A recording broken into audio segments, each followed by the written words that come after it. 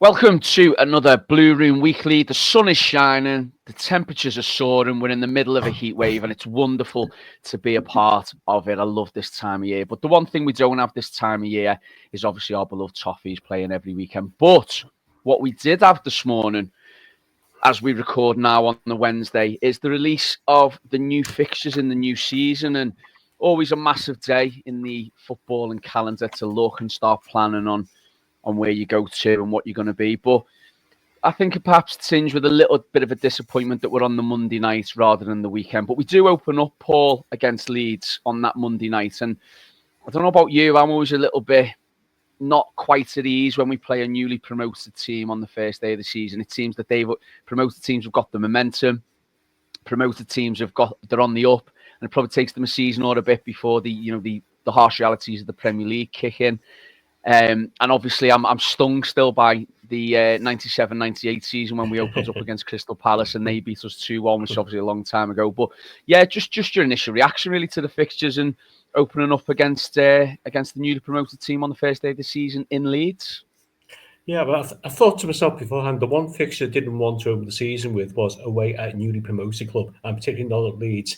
A, we got an absolutely dreadful record there over the years. It's one of our unluckiest grounds to go to.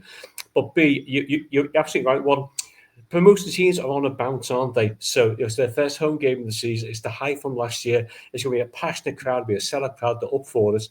And I think the Monday night kickoff just makes that even more difficult for Everton as well. So I think that's a really tough opening fixture for us. If we come through that, if we get anything from that game, I'll be delighted because I think we're going to have to really sit back, grind out a result there because Leeds would just be on such a massive high from the promotion. I'd much rather play a promoted team November, December, when they're near the bottom of the table, when results have gone against them and they're struggling a bit for form and the pressure's on them. But to play the first game of the season away from home, I think it's a really tough game for us as well. And then we follow that with Brighton at home. I mean, last 4 seasons, we haven't won against Brighton at home. They've got a really good record at Goodison Park also. So I just hope we don't start this season the way we started the past 2 or 3 seasons, losing the first 3 or 4 games and we're playing catch-up. So we definitely need to get something at end, though. Need to end this whole Brighton got over us at Goodison Park. It's quite bizarre. We win at their ground quite often, but equally, they always seem to win at Goodison Park in recent times as well. And then after that, the other 4 don't look too bad. Wolves away, Villa at home, and they've got an easy tie away at Anfield. Starts end of September. But to be honest, I'd rather play the derby early in the season than late in the season. You don't want to be playing Liverpool when they're pushing for the title and they're desperate for the points. So I really don't think that's a bad time to play Liverpool from our perspective. And I do like the fact that the return derby will be at Goodison Park towards the end of the season because I much prefer playing the second derby back at Goodison as well. So as always with the fixtures, I remember last year on a couple of Blue Room shows, we looked at the open sets of fixtures. Well, these look okay, and these just didn't turn out that way. So we could actually do quite well from these fixtures, or we could struggle. But I really don't like the fact that even after on the opening season of the weekend, if you go to Leeds and lose, straight away we're bottom of the table, and you really don't want to be playing catch up from that moment on, do you? Yeah, I mean, I'm just looking here, Keith, at them, and as Paul's just said there that Leeds obviously away, and we open up with our first home game at the brand new stadium against Brighton, and as Paul was saying just then, we've got a bit of a funny record against them in recent years, particularly at home, and we've got that really good record away. But I am looking at them first 4 fixtures, and I'm thinking there's points available there, and I suppose that's where the danger is if you don't pick them up early. That you're looking at the rest of the season playing a little bit of catch up. But something Les said really well on Blue Monday the other night was the fact that Everton just haven't started in August the last couple of years. And we've really got to get off to a good start, haven't we? And as I say, I think looking at them fixtures, there is an opportunity to do that. But I think it all depends on if we can still build the momentum that we finished the last season with. Yeah, fully agree. Totally concur with Paul and what he said about the timing of playing Leeds, certainly, because you know what they're like. They're a big, noisy crowd, vociferous bunch, and they're going to be bang up for it, aren't they? So if you ask me right now, I'd happily take a draw.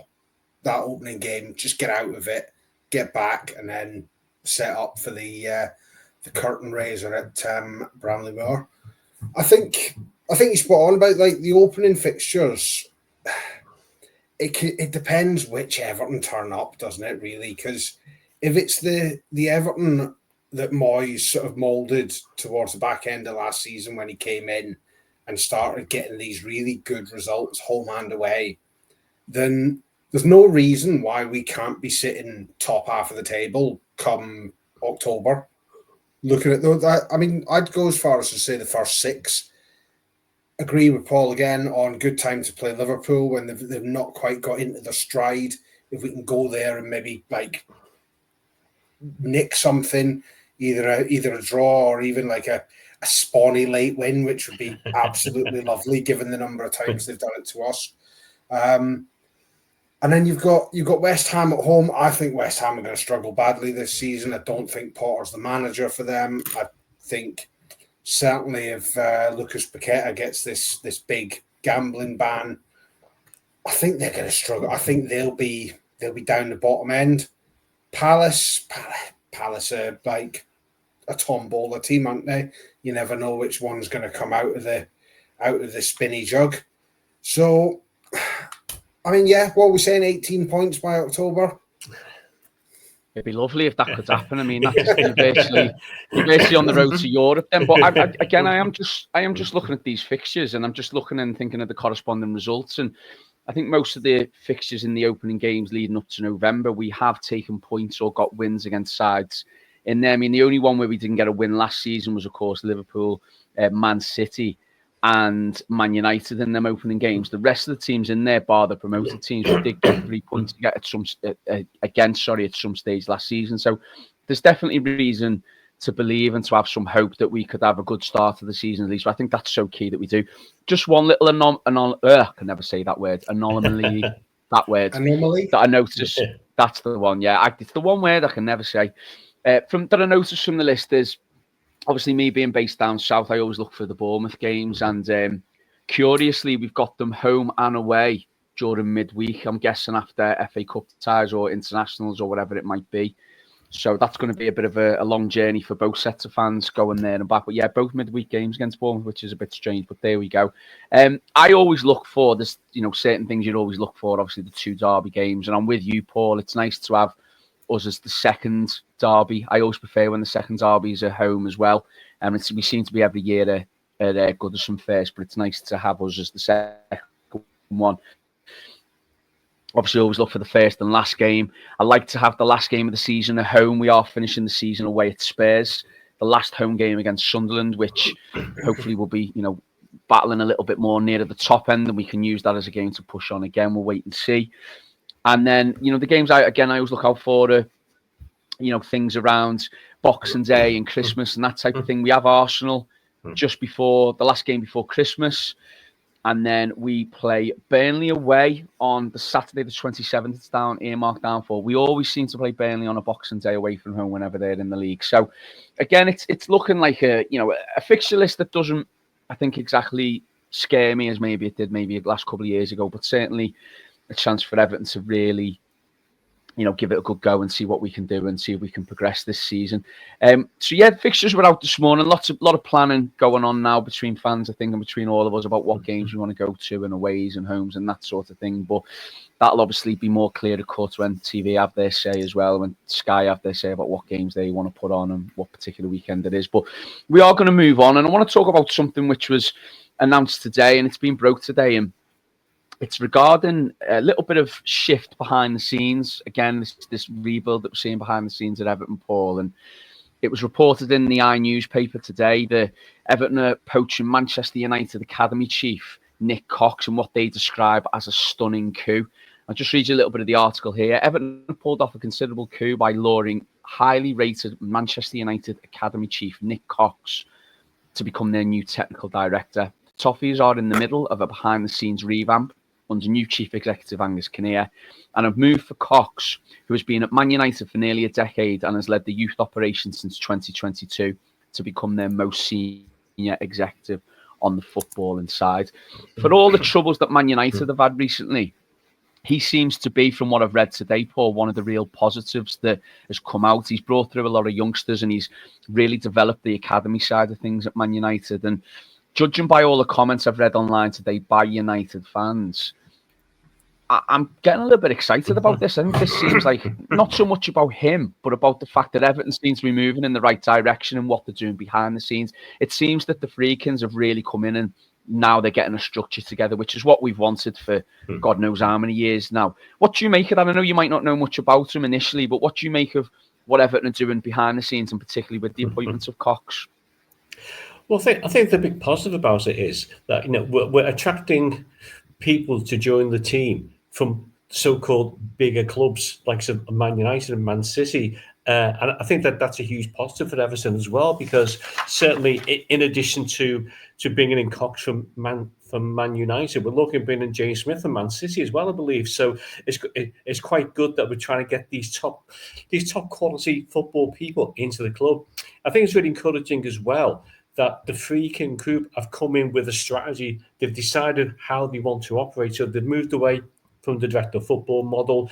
They've got clearly Angus Kinnear overseeing all the various operations, but each person underneath him is responsible for particular areas. So I think a lot of thought's been given to how they want to take the club forward. I'm assuming they're using the model they use at Roma as well, because you have some experience that during their time there as well.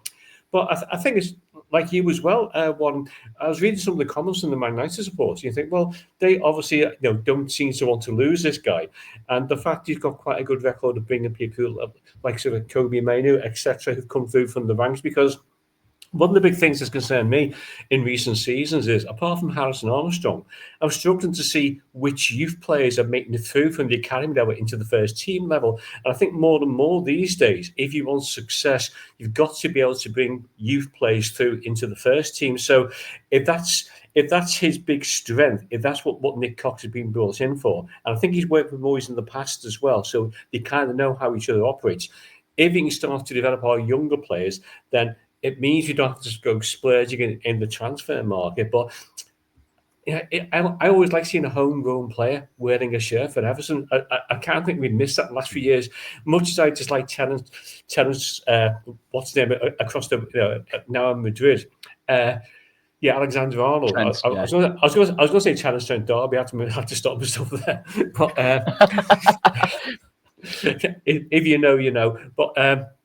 But he was a local player who came through, and I'd just like to see more of our local players come through. So if, as part of his brief, Nick Cox can develop our younger players, and that creates a pathway for them to get into the first team, then it benefits everyone at the club as well. So, yeah, I mean, compared to some of the decisions that get made in the Bashir years, this seems a complete reversal, and it's just good to see that they're bringing in people with who've got established reputations of football as well. I mean, Kinnear's got a really good reputation at Leeds United as well. Chris Hart's got a good reputation from where he's been previously. So it's good to see these people coming in. And even like Nicky Hammond, who's the head of trading, I mean, he owns this analytics insight group as well, doesn't he? With the Freakin group of balls. And so straight away, we've got access to all this kind of data, which increasingly, you look at clubs like Brighton and Brentford, seems to be the way forward for the modern football club. So far, so good. And assuming we do get that deal over the line, I'll be very pleased with that. Absolutely, and he is a former Watford and Sheffield United academy director. I think he was a key link in bringing through Dominic Calvert-Lewin at Sheffield United. And the article also says, Keith, that he's earned his UEFA Pro license and he's won almost universal praise for the culture he created at United's academy, which cemented his reputation among the most successful at producing first-team players to progress into the first team. I think the big thing for me is, I think as fans, football's changed so much now that these are the type of people that we hear about more and more often and we talk more and more about. It's not like it used to be where as fans we were only interested in what was going on the pitch. And I think Everton and us fans could be forgiven for the last few years for taking more of a keen interest in what's going off the pitch. But I think Paul's absolutely right in what he says, that it's great to see Everton building this team behind the scenes, and we've waited for so long, and we've cried out for so long for some people behind the scenes with professional acumen and football people knowing what they're doing. Are you with Paul, Keith, in the sense that you are excited, pleased, buoyed by this appointment, and another sign that the club is going in the right direction off the pitch? I'm going to play complete devil's advocate here and say no, not in the slightest. Purely because We've been here. We need balance. We need balance on the show. We've been here before. Look how highly rated Marcel Brands was when he came in from Eindhoven. What did he do? Not a jot. Kevin Thelwell came in with all this reputation as one of the rising stars in director of football sphere of influence. Not really done a jot, has he?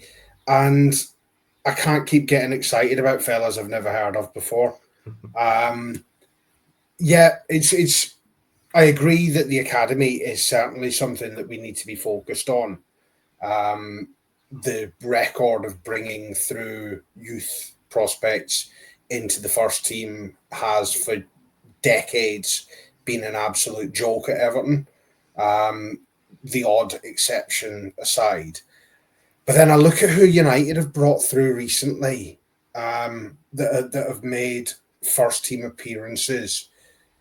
And there's only really Kobbie Mainoo and Alejandro Garnacho that you can look at and you can say, yeah, do you know what? They've gone on to have a sustained. Well, is it Ahmad's come through as well? The young lads, Ahmad's come through and he scored a couple of goals in Europe this year, didn't he? So he's been another, I think, success story. But yeah, go on, carry on. It's one of them. I'm not going to get excited anymore about directors of football or academy directors or director of traffic or like the air traffic controller coming in or whatnot until we see some sort of sustained like progress in a business model. And I hate to talk about that because it's not what I want. I don't want football to be about a business model. I want to go on a Saturday and be entertained. But unfortunately, it's the way the world is. Now it has to be a well-run business. And for me, I look at a team like Brighton, where David Weir has done an exceptional job there. They don't just bring through youth prospects. Their scouting on the continent and in South America is second to none. And they bring in these players for relatively peanuts in terms of modern day transfer fees. And then they go and sell them on for 50, 60, 70 million. And as much as I hate to say it, for a club like Everton, that's the position we need to be in. We need to be buying prospects to sell, generating youth prospects that we can play for 3 or 4 years, maximize the potential and say, right, okay, who's going to give us a big bundle of cash for these? And then we recycle the process until we get to a stage, and God knows when that is with PSR and whatever financial fair play, doping rules are going to still be around in 5-10 years. It's not going to happen in the immediate future, is it? So yes, it's a positive that this Kinnear fella's come in from Leeds and he seems to have a vision for what he wants to do. And best of British to him. Fair winds and good seas, and I hope it all goes well. But I refuse to sort of get any facet of excitement about it until there's something tangible there to be excited about.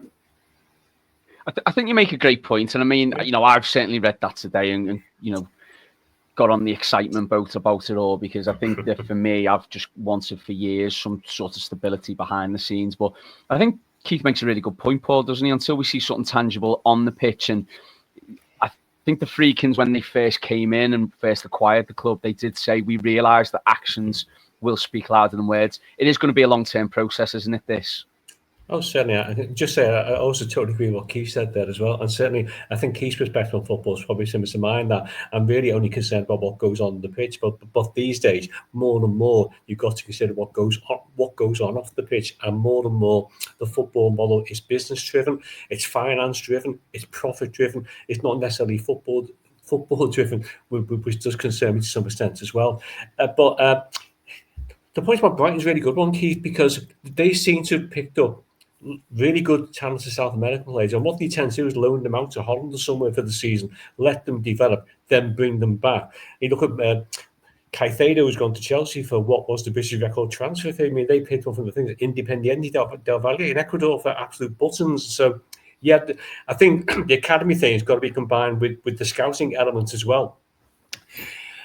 So, I mean, going back to what was talking about originally there as well, I think I'm just like you. I'm not getting, I get more excited about the football than what goes on behind the scenes. But what goes on behind the scenes has been so chaotic at Everton the past 4 or 5 seasons.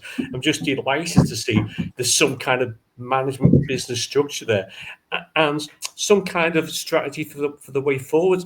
I always looked at the model of Brentford, because I remember reading the story about 6-7 years ago when the manager at the time, I think Mark Warburton, wanted to change the style of playing, and he was told by the owners, no, this is the way Brentford play. If you want to change the style of playing, you go somewhere else. We'll only bring in managers who want to play a certain style.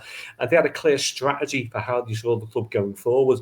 And I'd love us to have something similar, because you look at the people who had in charge in the last 8, 9, 10 years. You've gone from Sam Allardyce, Rafa Benitez, Carlo Ancelotti, Marco Silva. They've all got different ways of playing football. So for someone like Seamus Coleman, who's played under 8 managers, he must go to every training session with a new manager with a sense of dread, saying, "Oh God, what's this person going to want from me now? How's this going to change?" So I do like the fact there seems to be some stability with the club. I think this, unless Scotland come calling, this will probably be David Moyes' last job in football as well. So you just kind of hope now, with the structure behind the scenes, with the finance in place, with a very, very experienced manager in charge of the club, we seem to be in a far healthier situation than we have been for a number of seasons. Absolutely. What you said there as well about a style of football that a team should be playing in. Nobody gets that better at Everton than David Moyes, do they? I mean, he embodies the way that we want an Everton team to play: passionate, aggressive, committed, and giving their all. There's not always going to be like the greatest amount of skill on the pitch, because like most of the time we can't afford the greatest amount of skill, but we do want that bit of effort. And I think you're spot on with a team's identity. And I mean, Everton could be the richest club in the world. It's still us horrible old gets in the stand that want people to throw a tackle in. Yeah, it's true. I mean, I think, you're both match-going supporters yourselves, and you see week in, week out what's delivered on the pitch. And I think you're absolutely right. I think, of course, we love all the efforts and everything. But I think the thing about Moyes is, I think there was efforts under Dyche. I just think the way Dyche applied the team at times just didn't get what we should have got out of it. And I think where Moyes has been so clever and he's so, really disciplined and really, tuned in as a manager, is he got Everton playing in a way that got us goals and got us a bit of momentum at the end of the season. So, I think I'm absolutely with you. It's nice that there's a setup in place that we've all craved, but I think as fans, we want to see, it's nice hearing everything what's going off. And I personally am, intrigued to see what's going to happen off the pitch, but we were also desperate to see things going on the pitch really well too. And, going from someone who has been with academy clubs, being involved with clubs at their academies and bringing through the youth, talking about youth players going from young to old now in the links with Kyle Walker. And Keith, I'll come to you on this because I think we've got similar opinions. Just initial ideas and initial thoughts. Kyle Walker, yes or no? I think you summed it up on the radio perfectly, mate, in that, is this the sort of category of like the profile of player we should be looking at? And nothing highlights it worse than the right back position at Everton.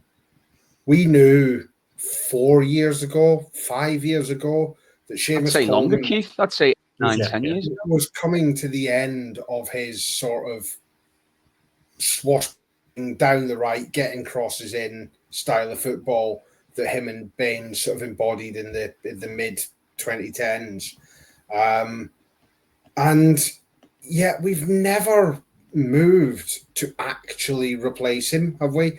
I mean, you look at the right backs we've signed in that time. You've got Ashley Young, who's older than God's dog. Not a slight on Ashley Young, because he's actually turned out to be a very sensible signing last season, and he put in quite a few crucial performances. You've got Nathan Patterson, who came with a lot of hype and a lot of promise, and just for whatever reason, talent, fitness hasn't lived up to it. Who else have we signed at right back? Sidibe on loan, Cuco Martina. Martinez. Like this is this season, like of course, shambolic. we've had to put Jake O'Brien in there as a hybrid right back centre half to cover that position as well. Yeah, and before that, Ben Godfrey. And that's not a long term solution, because Jake O'Brien is like penciled in as, loath to say it, but the Branthwaite replacement as the big ball playing centre half, and you can't keep him at right. He needs to have Premier League games under his belt at right. God, I'm saying it now myself. Just keep him there. He needs to have experience playing at centre half, and then we go out and say, "Oh yeah, well, what are we going to do this year? We'll just get another stopgap." Why? This is the time where you have to future plan. You have to do something that's going to be tangible. I mean, you look at Kyle Walker. Let's not take away anything that Kyle Walker's achieved in football. He's had a very good career. He was, for me, one of the best right backs in Europe for a long time. He's not anymore. He's 35 years old, and he's gone to Milan on loan, and their fans are absolutely delighted that he's not signing. That's in a league where basically all he has to do is defend. It's not as fast-paced of a league as the Premier League is. It's not sort of focused as much on fullbacks getting down the pitch. They are defenders primarily who will occasionally go forward. And he's going to come in because Seamus Coleman's not going to play 38 games next season. I think you'd be lucky if Seamus Coleman plays 15 games next season. Is our replacement plan a 35-year-old for a year, and then we'll see what we can do next summer?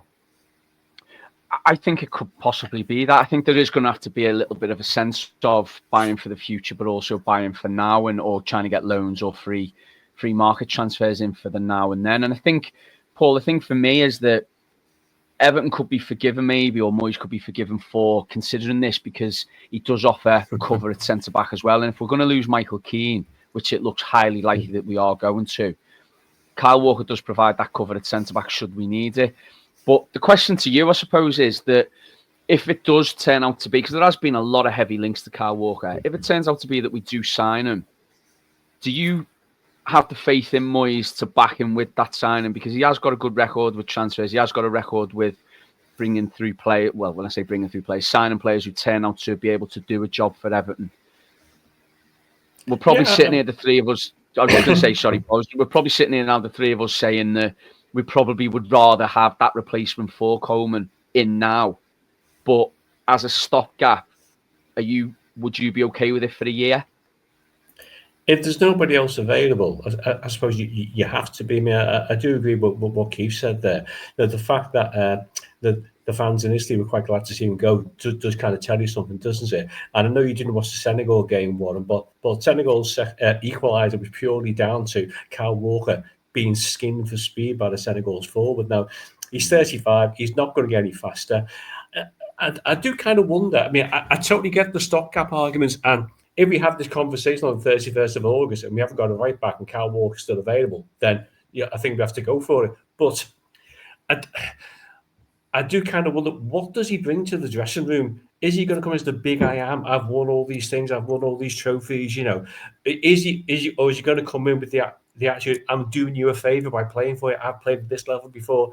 Or does he come in with the attitude, right, I've won these things. Here's my experience. You can learn from me.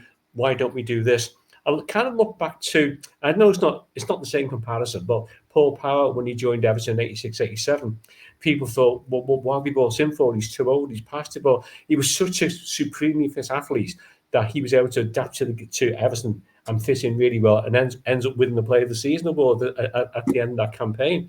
But I don't think the two players are particularly alike. in terms of their attitude, in terms of their ability. I was just always kind of thought with Kyle Walker, his next move with his various string of wives and girlfriends would be to be on Love Island or something like that in the future, because he seems to spend so much time in broad and off the field activities that you kind of wonder, is football going to be his main priority besides for Everton? Do you know what? I love a little bit of sassy Paul on the weekly going on about talking about Love Island and Kyle Walker being involved in that. I'm all for that in the future. Yeah, I think for me as well. I think I agree with you both. I think that it's a tough one because I think if Moyes rates him, I'm kind of at that stage where I've got faith in Moyes to let him do what he wants to do, and he's done so well since he returned as manager second time round. But I just feel a little bit uneasy with it, and we'll see. I think the other thing we haven't mentioned is as well, he's going to come with a huge amount of wages. I don't think he's going to come on the cheap. So I'd like to think that Everton would direct that funding into other areas, but we'll see what happens on that. And just finally to the both of you really, and I think what I'll do, I'll come to you first, Keith, on this, and then Paul, if you want to follow on with your verdict of what you think.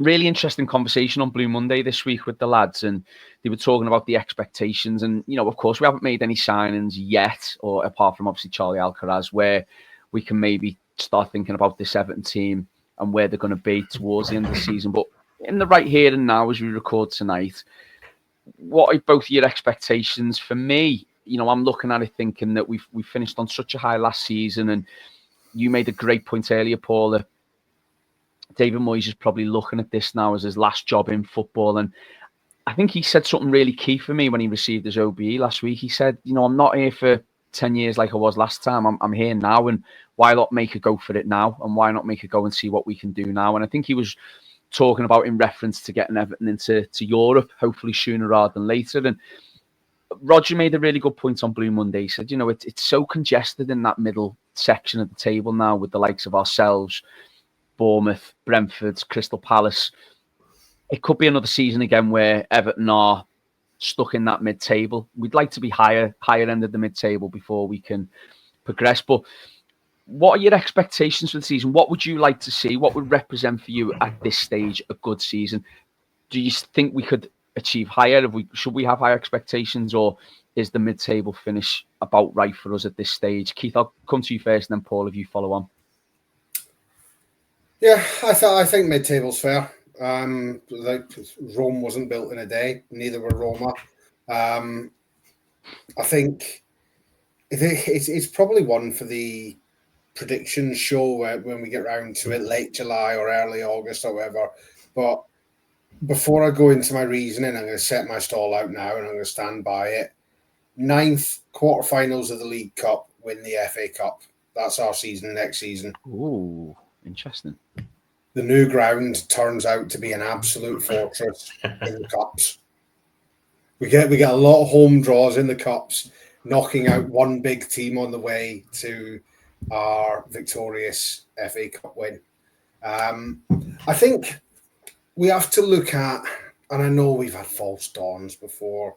We're all used to it. We had it a little bit under Lampard where he kept us up and we said, oh yeah, now's the time to kick on.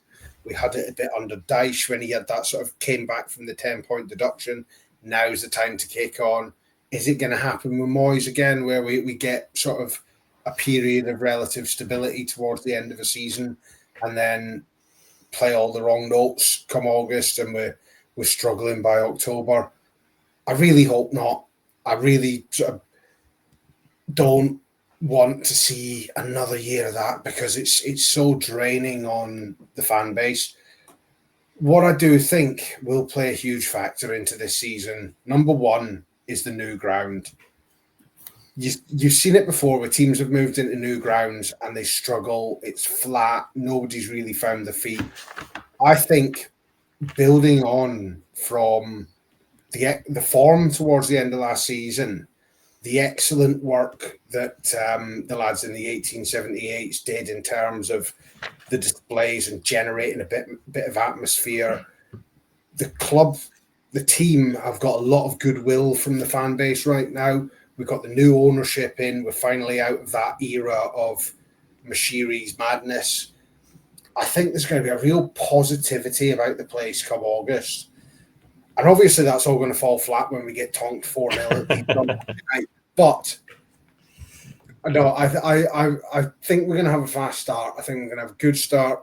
I think there'll be poor periods along the season where we can't buy a win. But I think those games that we don't win will be more draws than losses, which is the huge difference to what we've had sort of the last few years. My second aspect is there is no longer the spectre of PSR dangling over our heads. It's there, and we have to be canny. We can't just go out and spend hundreds of millions on a new team. Nobody can do that apart from Chelsea and Liverpool, apparently. But the fact that there's not going to be all that tension around the club anymore, I think it's going to be huge.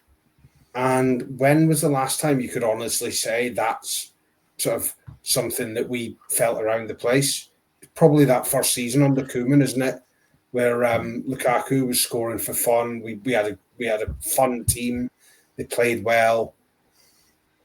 I think, yeah, I'm positive, cautiously optimistic that I will be seeing you boys in London in late May in the sunshine, doing the old scarf twirls outside Wembley. There you go, locking it in. Yeah, absolutely love that, Keith, and I totally share your ambitions as well about the domestic cups, because it's been such a huge source of frustration to me over the last few years why we've never made a conscientious effort to win the League Cup. You've only seen from this season as well. You look at Man United and Tottenham getting to the Europa League final, and then Tottenham finished 17th and getting to the Champions League. So there has to be a route we have to look at as well. It's something we have to prioritise. I agree with you, Keith, that it's the new ground factor. We've really got to make that work for us. It can't be Goodison Park. You're never going to replicate the venom and anger you get at Goodison Park. But it's got to be a modern version of Goodison Park where for 3/4 of the ground, apart from the Phil and Sandwich Brigade, there is going to be people spitting fire, spitting venom during games. Really important we get off to a good start. When the fixtures came out this morning, I was following on Sky, and Clinton Morrison was asked what he thought about Everton this season. He said, I can see Everton sneaking into Europe. And I thought, that's a pretty bold statement, that Clinton. He said, no, given the manager they got, given the way the club seems to be set up now, he was actually one of the few times where a Sky Sports pundit be positive about Everton. So in terms of my ambitions for this season, I think top half finish, and given the number of teams that are qualifying for Europe, I think this season there was a stage in which like 8-9 teams could have qualified for Europe, depending on how the various trophies were handed out towards the end of the campaign. Top half finish, definitely go for a win. I'd rather win the FA Cup, to be honest, Keith, but I'd take the League Cup, to be honest. I know it's a bit colder than March. I'd love the League Cup because we've never won the little three-handed bastard. Exactly. I'd love to get to get that kind of monkey off our back thing, because it's one domestic trophy we never won. And wouldn't that be a brilliant way to commemorate our first season in the new stadium as well? The other thing, we've got to win at Anfield in front of fans. Surely it's been too long without winning the game at Anfield. So top off finish, win the League Cup, get a derby win at Anfield, and that'll be quite. If that's how the season pans out, I'll be delighted.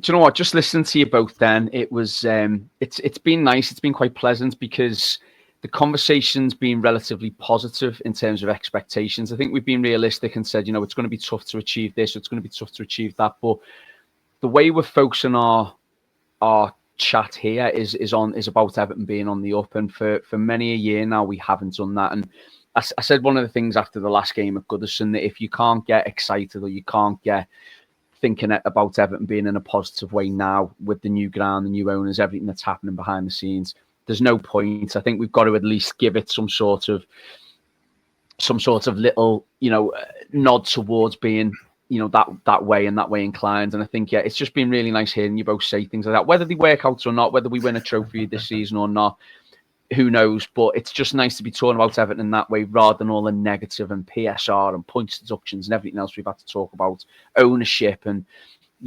administration and all these type of things that have been bandied about. It's really great and fantastic to hear us focus more on the positive.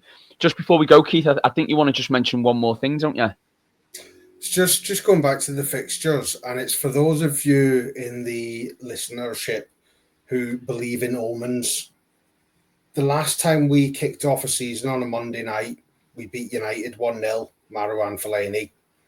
The last time we played Burnley on Boxing Day, we won 5-1, 5-0.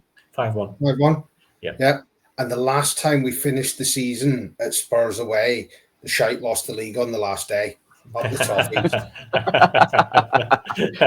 But always throw up a few little quirks, these fixtures, yeah, absolutely. And what a way to finish. What's been a positive show. I think the sun's had an effect on all of us, the way it's been shining, the way how hot it is. And I think we're all going to go now, have a crisp shandy in the garden, I think all of us. So my thanks to Paul and to Keith for coming on the weekly again this week. It's been absolutely brilliant to have you both on. And we'll be back again next week on the weekly, providing any updates. And of course, we've had the fixtures announced today. Who knows, we may get a brand new signing this time next week that we can talk about, hopefully sooner rather than later.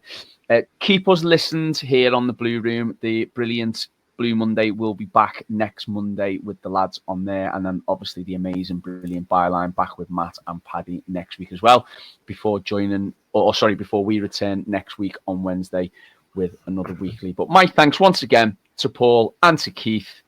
Up the toffees. We'll speak to you soon.